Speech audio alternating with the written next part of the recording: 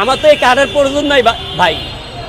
আমার কৃষক কার্ড, আমি একদম কৃষক না, আমার কৃষক কার্ড দরকার নাই, কিন্তু আমার ফ্যামিলি কার্ড আমি কি করবো 2,500 টাকা ফ্যামিলি কার্ড দিয়ে?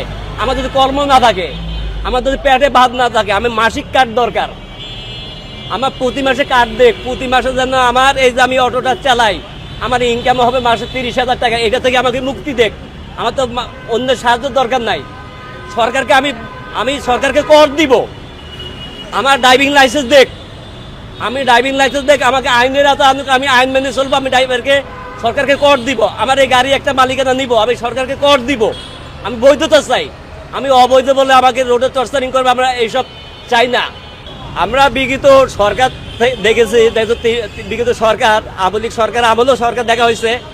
আসলে এই যে ফ্যামিলি কার্ড, কৃষক কার্ড সরকার দিবেই, এই কার্ডগুলো আসলে কারা পাবে?